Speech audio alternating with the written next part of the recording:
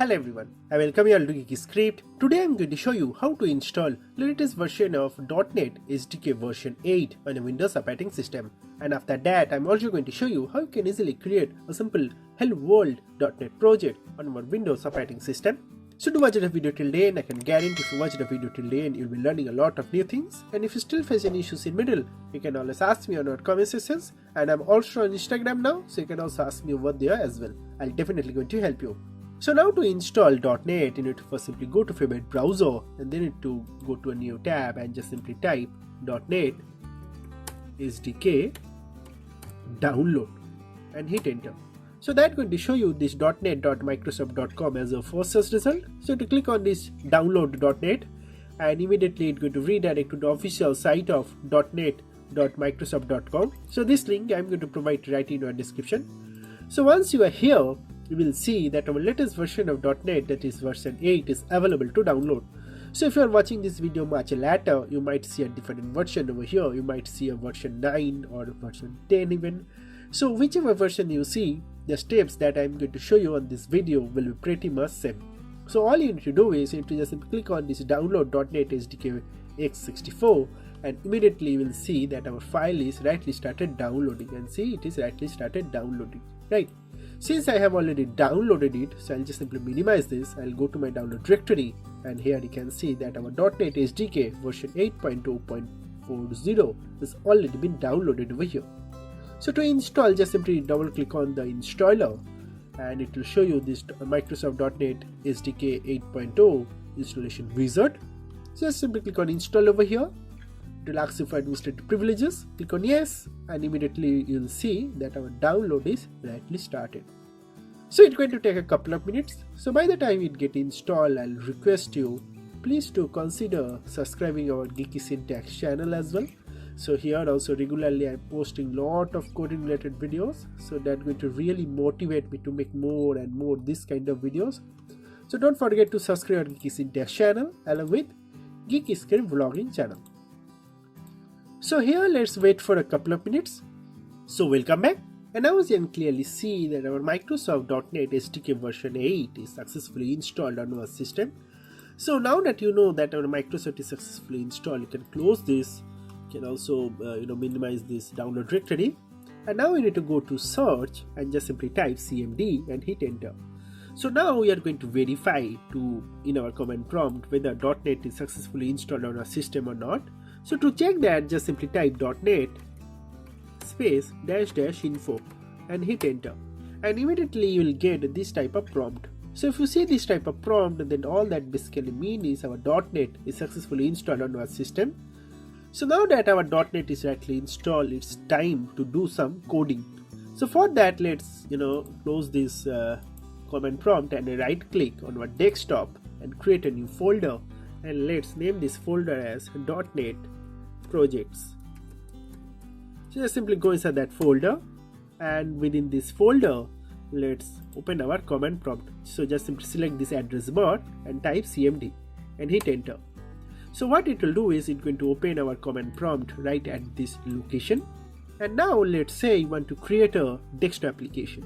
So for that you need to just simply type .NET new winform space -- name, then name of your project.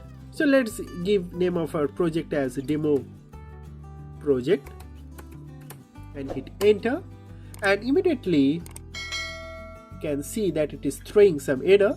So it is telling that no template or subcommand found matching winform. So I made a mistake over here. I'll show you what mistake I have made. So to check what mistake I have made, you can just simply type .NET then new list. So hit enter. So what it will show you is it will show you short name for all the different projects that .NET is supporting. So what we wanted to do previously, we wanted to create a winform project, that is basically a Windows application. So we have used a command called winform, right? So let's verify that under short name for our winform. So if you scroll down, you'll see Windows Form app, right? And the short name was WinForms, not just WinForm. So we needed to use .NET new WinForms, right? So similarly, let's say you want to create just a console app. So in that case, you need to use this command called console. Let's say you want to create a .NET core empty project or just a web API project. In that case, you need to use this command called web API AOT for native AOT, or for just traditional model view controller. That case, you need to just simply use MVC. So that is the short name. So what is the keyword? So .NET new and then name of your project. So if you want to create a MVC project, instead of WinForm, you need to just type MVC, and then you need to give a flag called -- name and then name of your project. So whichever name that you want to create. So for us, we want to create a WinForm project, so we need to give WinForms and name of our project is demo project and hit enter. So this time it's going to surely create our project. See, our project is successfully created, right? So I have just showed you how you can create any type of project, right? Not just WinForm, using this technique. So now if you go back to your folder, you will see that the demo project is actually created. You go inside that folder, you will see all files and folders over here. You can open program.cs file on our notepad. So you can see all codes are actually written over here. This is our main method, and here we are just simply starting our form1 constructor, right? So yeah, so just build this project. So to build this project, first we need to go inside this project called demo project. So just simply type cd demo project and hit enter. So we are inside our demo project, and now if we just simply type .NET, then build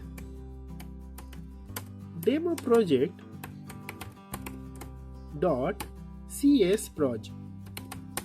So why csproj? So that is the file name basically. So here if you see inside the project that we have created, demo project, we have a file called demo project.csproj, right?